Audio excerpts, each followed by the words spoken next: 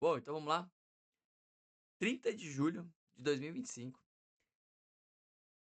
3 horas da tarde, Donald Trump sentado no Salão Oval, assina lá uma ordem executiva que vai fazer o Edmund Burke se revirar do túmulo. Só com uma canetada, ele vai impor tarifa de 50% sobre os produtos brasileiros. 50%. 50%. Deve ter ouvido em toda a mídia aí, não é novidade. Então, em questão de minuto, todo o mercado financeiro entra em pânico, Bovespa despenca, mais de 1%, dólar dispara, empresário liga para advogado, investidor corre para lá, para cima, para baixo, posição defensiva e venda descoberto. Mas você que está assistindo isso, provavelmente está se perguntando, e daí? O que isso tem a ver comigo, né? Bom, a gente vai tentar trabalhar aqui para entender nos próximos minutos, na próxima meia hora, o que está por detrás disso tudo, o que está acontecendo. Por que essa guerra comercial não é simplesmente por ela mesma, eh, causa de tudo que a gente está vendo, mas é algo mais profundo. É uma decadência da ordem ocidental que a gente conhece há 70 anos. Qual que é a minha intenção? Honrar a proposta com vocês do canal, olhar sob o binóculo do conservadorismo, olhar sob o nosso binóculo do liberalismo também. Esse é um canal assumidamente conservador. Você não vai ver outro tipo de conteúdo aqui. Então, eu sou especialista em filosofia, política e economia. Você sabe disso, você tem acompanhado. E a gente vai olhar para os clássicos também, usando eles como binóculo para entender o mundo atual. Então, se você caiu de paraquedas aqui, você está achando que é só mais um vídeo de notícia, mais uma coisa que você vai. Vai lá na Infomoney, vai. Não é aqui, tá bem? Não é aqui, vai na CNN. Aqui a gente vai trabalhar um espectro, uma cosmovisão, que é a visão conservadora, que é a visão liberal, e em especial sob a ótica do conservadorismo. Por que eu estou falando de liberalismo? Porque a gente tem que entender também sob a lupa do liberalismo as coisas como elas estão acontecendo hoje, tá certo? Então, a minha intenção aqui, o meu papel é descortinar temas que você não vai encontrar por aí. Porque se for para ser mais um do mesmo, não faz sentido a gente estar aqui, tá certo? Então, como você sabe, você que tem acompanhado o conteúdo, que vai ficar bom e vai ficar, né, atrativo aí para os seus conhecidos e aqueles que você precisa informar de uma maneira coerente, já compartilha, já deixa like ou deixa dislike. Ah, não gosto, já não gostei desse cara, pelo menos dá um engajamento, beleza? Pode tranquilamente sair, não tem problema nenhum. Mas se você ficar, você vai ter uma overdose de conhecimento aqui, como você bem sabe. Quem faz maratona aqui, que eu já vi que muita gente faz, sai muito mais bem informado, com muitas mais informações dos clássicos, daquilo que, de fato, pode-se usar das contrafactuais do que os antigos olhariam para aquilo que a gente está vivendo nos dias de hoje, tá bem? Bom, posto tudo isso, vamos pro vídeo. Para a gente entender o que realmente aconteceu hoje, a gente precisa primeiro entender uma mentira que o Trump está contando. Ah, mas você é conservador, vai falar mal do Trump? Pois é, olá. O republicano não é necessariamente conservador em todos os seus aspectos. E um cuidado extremo que você precisa tomar é Edmund Burke, ele criticava tanto a ala da direita, os jacobinos, quanto os girondinos. Se você está achando que o conservadorismo ele vai levar o lado da ultradireita para a última consequência e o bolsonarismo, e agora não é o canal para você. Sinto em te informar, se você tem o mito como o mito, né? Não é, não é a base do conservadorismo, tá bem? Se tem como ceticismo político dos pilares do conservadorismo. Se eles estão discutindo, é hora de se levantar um conservador, dizer, galera, pessoal, vocês estão discutindo coisas de uma maneira imatura. A gente precisa pensar melhor sobre as ações, sobre as atitudes, sobre as decisões. Calma, vamos refletir sobre o que está se falando? Esse é o conservadorismo, tá bem? Se você não tinha entendido isso até agora, olá, tá certo? É isso que a gente faz aqui. Bom, não vou falar, não é só Trump que tem culpa aqui, a gente vai falar de Biden também. Calma lá.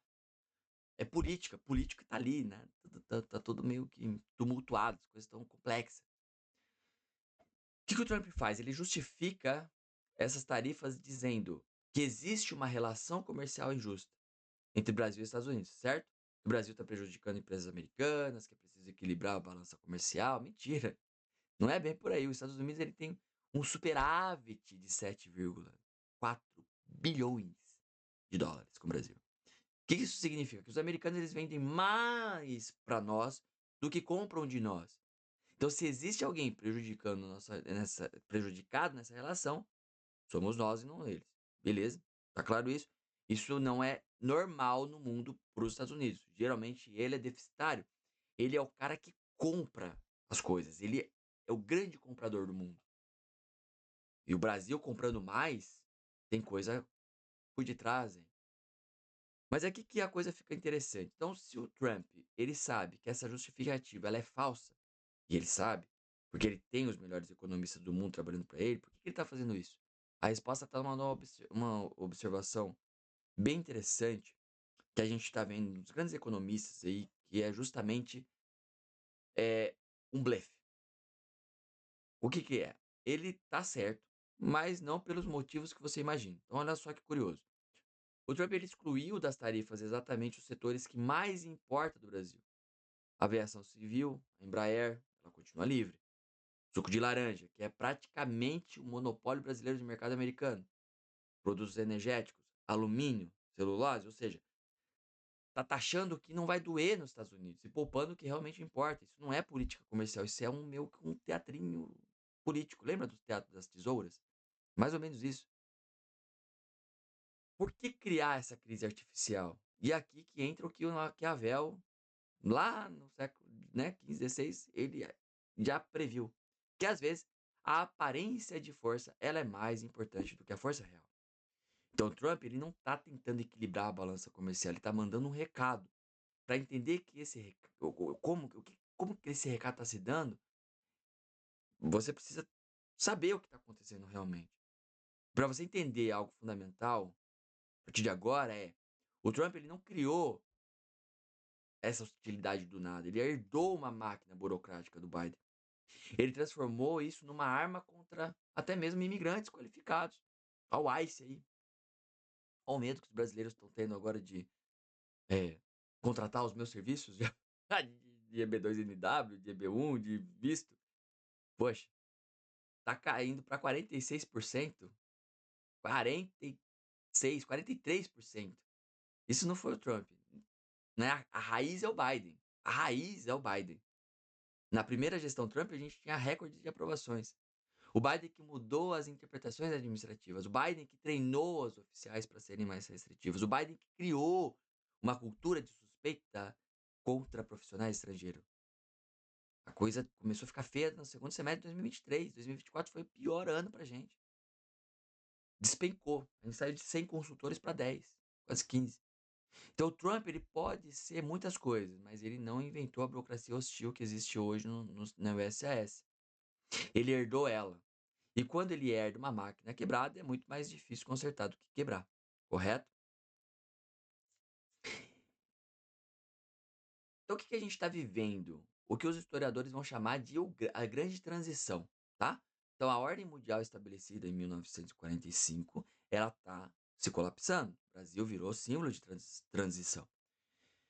Então deixa eu te explicar aqui uma força que vai fazer você entender a gravidade do momento. Se você estava meio disperso aí, dá uma acordada, presta atenção aqui. Também volta pro vídeo, não trava.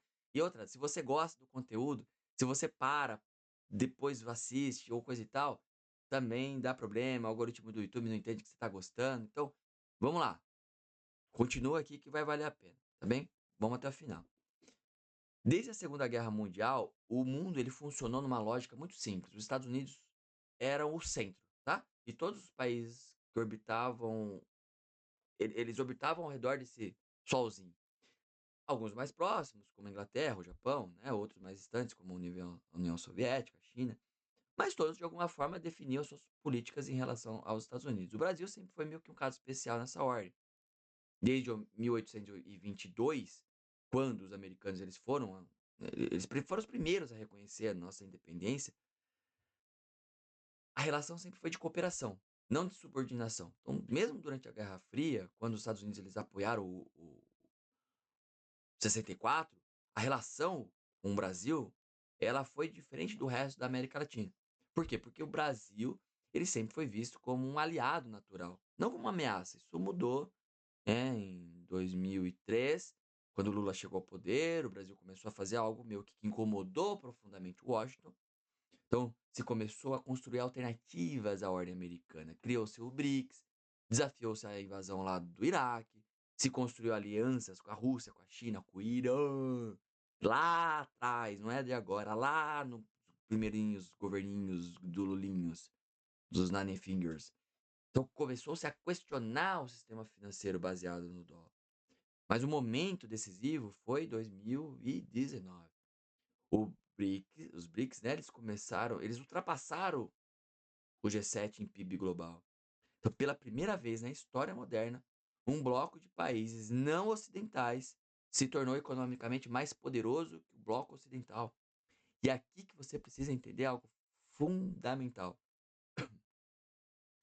Isso que a gente está falando não é só sobre economia. É sobre poder. É sobre quem define as regras do jogo. Tem um sujeito chamado Henry Kissinger, que ele entendeu como as coisas se dão. Ele é um profundo conhecedor de geopolítica. Ele sempre alertou: quando uma potência hegemônica sente a sua posição ameaçada, ela não se torna mais generosa, ela se torna mais agressiva. Então, Trump entendeu que o Brasil não é mais um aliado automático dos Estados Unidos, é um competidor estratégico. Ele está reagindo como potência hegemônica sempre reage, com força. Mas é aqui que entra o que a maioria das pessoas não está vendo. Tá desligado de novo aí? Tá piscando? Presta atenção. É uma reação do Trump, que ela revela algo muito mais profundo sobre o estado do Ocidente. E aqui que entra a responsabilidade do Lula nessa crise. Por quê? Porque o Trump ele não acordou um dia e decidiu atacar o Brasil por capricho. Ele está reagindo a provocações muito específicas.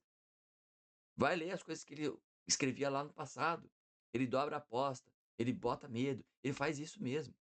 O Lula, nos últimos 2 anos, fez questão de cutucar o urso americano ali. O que ele defendeu? Putin, na guerra da Ucrânia, propôs uma moeda ali alternativa ao dólar. Isso foi sério. Ninguém leva a sério isso.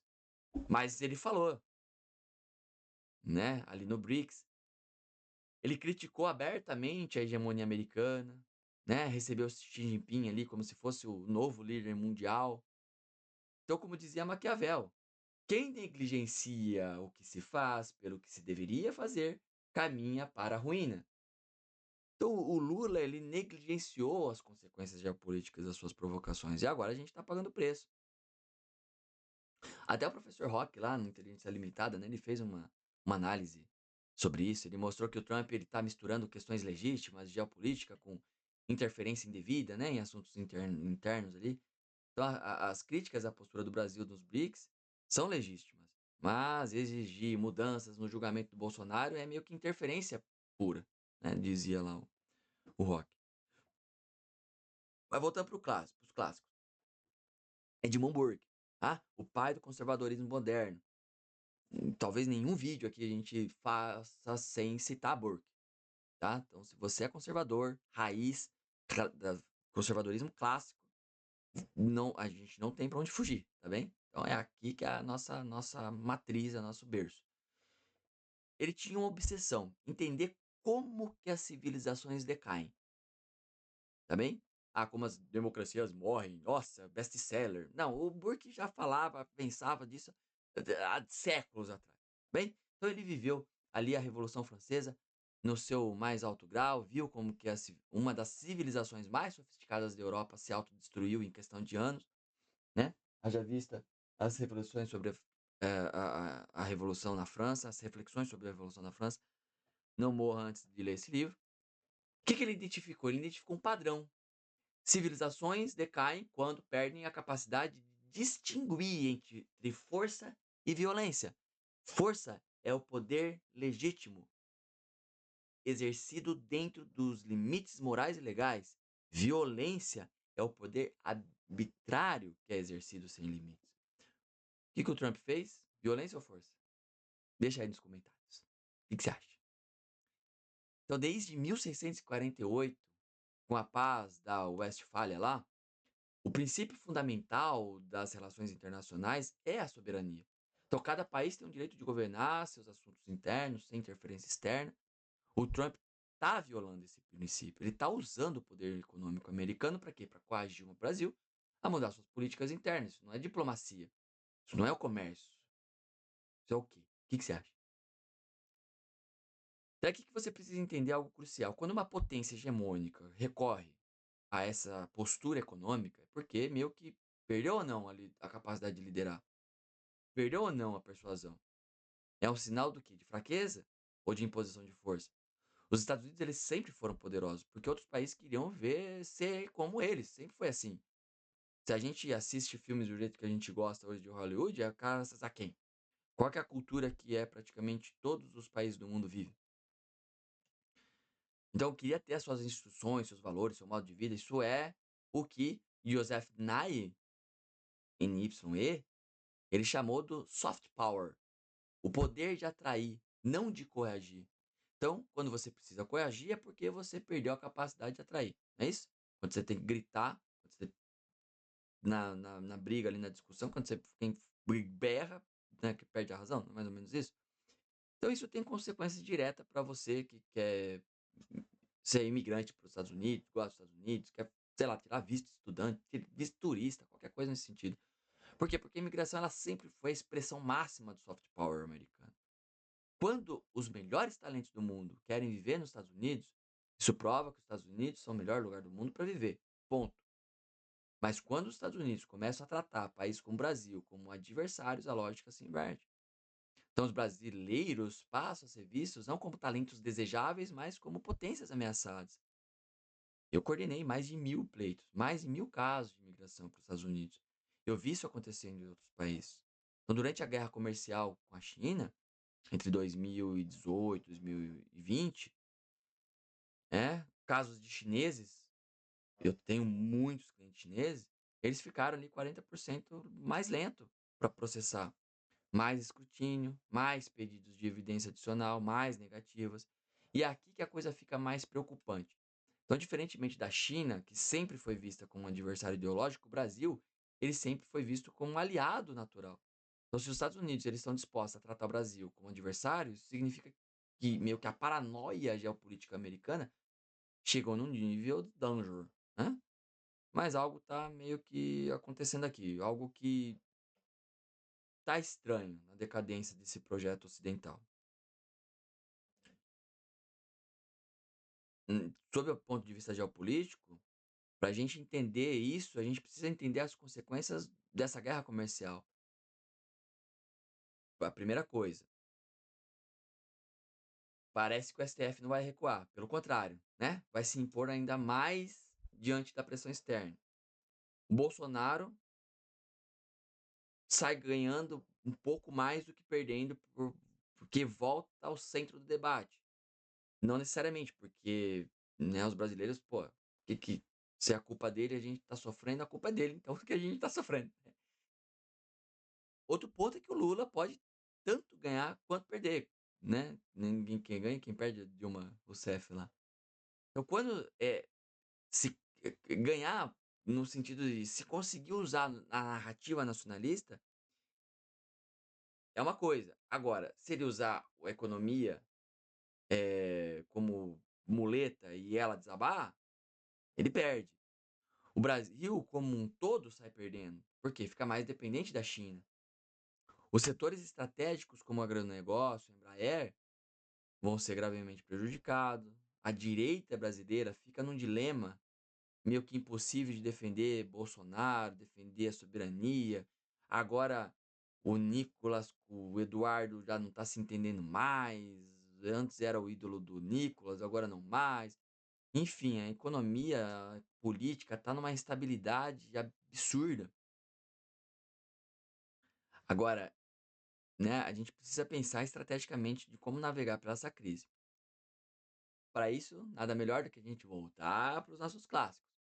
A gente já falou eu nem lembro se tem vídeo aqui do Alex de Tocqueville, já passamos de 100 vídeos, inclusive.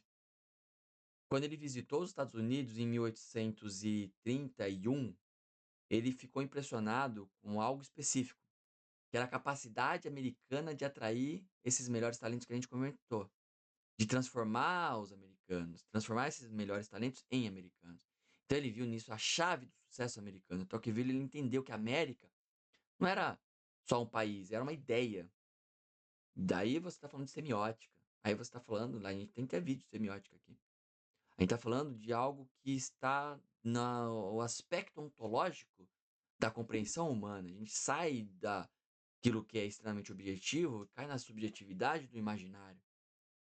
Independente de origem, poderia prosperar por meio do mérito, do trabalho duro.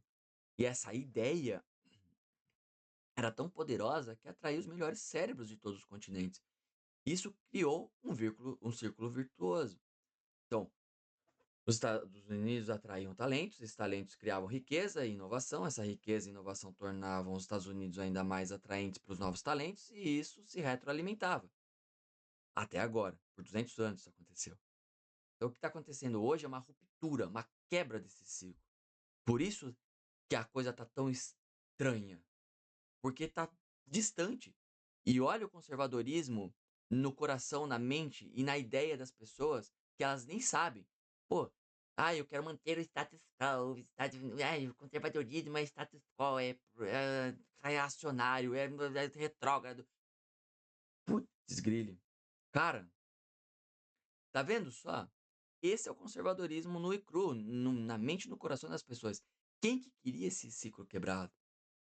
A não ser quem é radical, os caras, os hippies lá, coisa e tal. Os Estados Unidos, eles estão perdendo a capacidade de atrair talentos. Ele está perdendo a capacidade de representar uma ideia universal. Ele está se tornando mais um país nacionalista, talvez. E nisso a gente precisa entender o nacionalismo com o patriotismo, que o Roger Scruton sempre bem desenhou a diferença. O nacionalista é meio nazista mesmo, enquanto que o patriota é o Churchill, né? Ou seja, eu amo meu país e ele é maravilhoso e ele é tão bom quanto os outros países. O nacionalista acredita que eu só o meu país que tem que deter todo o poder, não sei o quê. Aí, o nazismo é de direita. O nazismo não é de direita, de esquerda, não é de nada. É uma coisa, é a coisa do capeta só. Que coisa, que loucura. Atribuir nazismo à direita, a conservador. Cara, quem que venceu de fato? Quem que foi o único cara que realmente venceu Hitler? O maior conservador que já existiu, Winston Churchill. Winston Churchill, ele fez o que fez, né? Até no filme, na biografia dele, ele falava assim: pô, é preciso ser um monstro para ganhar de outro monstro. Ele fez coisas horríveis, mas não era igual àquela coisa do, né, os meios justificam os fins. Ele sabia o que ele estava fazendo. Lógico que teve sacrifício, mas chegou ao objetivo. E o mundo vive em paz, principalmente por conta hoje do. Imagina se Churchill tivesse perdido. Voltaria lá para o Antigo Egito, né? Então aqui entra algo que poucos estão percebendo. E se você ficou até agora, é porque você entendeu a importância desse conteúdo. Se você passou dos 20 minutos, é porque você entendeu que existe uma crise de todo o projeto ocidental. Você entendeu que a gente vai continuar aqui para o finalzinho é, e debulhar um pouquinho mais isso, nos próximos minutos. Eu não tenho expectativa de acabar antes dos 30. Que a gente precisa compreender que o Ocidente sempre se definiu em oposição ao que não era ocidental. Durante a Guerra Fria, né, a gente vai ter que ela se definia, né, em oposição ao comunismo. Depois do fim da Guerra Fria, a questão do total ali se definia em oposição àquele atraso do mundo em desenvolvimento. Mas agora, pela primeira vez na história moderna, os países não ocidentais estão oferecendo alternativas viáveis ao modelo ocidental. A China oferece crescimento econômico sem democracia liberal. A Rússia oferece soberania nacional sem globalização. Os países árabes oferecem prosperidade sem secularização. E o Brasil? O Brasil oferece o quê? Algo ainda mais perigoso para o projeto ocidental. A possibilidade de ser ocidental sem ser subordinado aos Estados Unidos. E isso é intolerável para uma mentalidade do jeito que a gente está vendo hoje. É o que Trump está tentando reagir também. O Brasil é só o primeiro que vai ser, né, buscado aí, que está em divergência com a política norte-americana, o oposto da Argentina, a servir de exemplo para os demais países da América do Sul. Então, o Brasil não é forte o suficiente para resistir.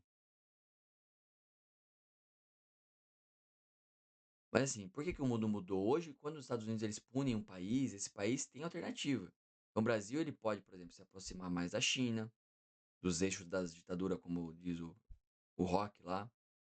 Ele pode fortalecer o BRICS. Ele pode construir alianças com a Europa. Pode fortalecer a aliança com a Índia, com países árabes. Então, 50 anos atrás, quando os Estados Unidos eles puniam um país, esse país ele não tinha para onde ir, para onde correr, hoje tem. Isso muda o todo, muda o jogo, inclusive para você. Então, o que isso significa?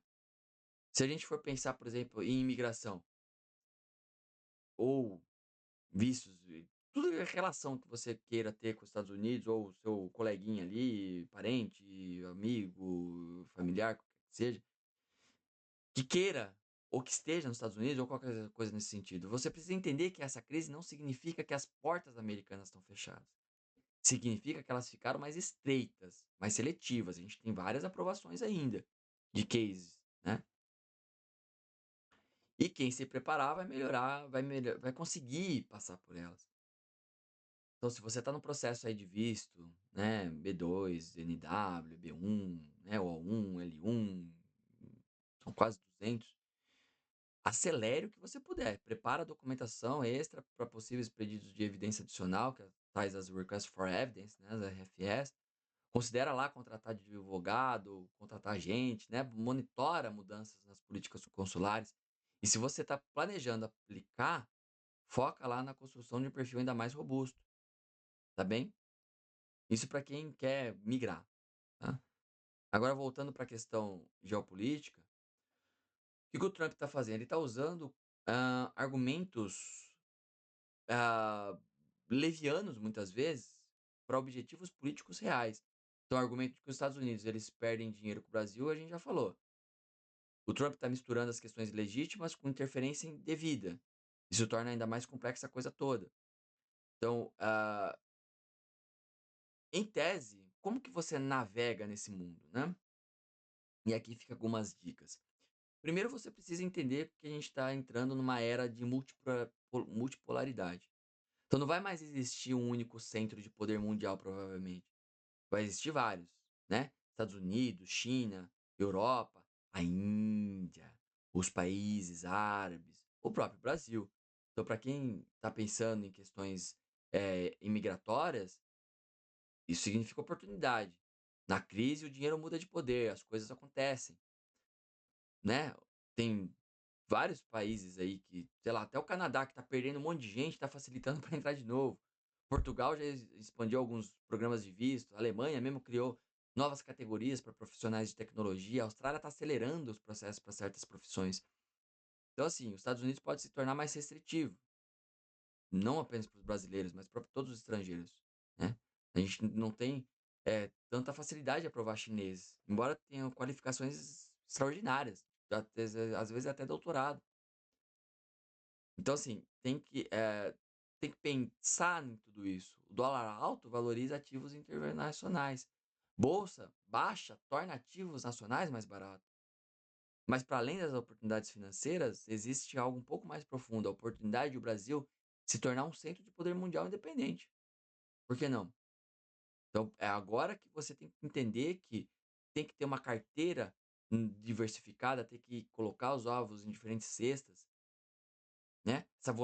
Essa volatilidade justamente porque o dinheiro está mudando de mão, é uma oportunidade de ouro.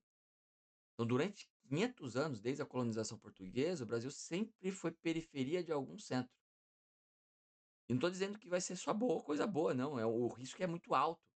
A coisa pode dar totalmente errada. Se o Brasil ficar do lado errado, o eixo das ditaduras, as coisas podem piorar e muito. E muito. Isso não vai ser fácil. Vai exigir maturidade política, competência econômica, sabedoria estratégica.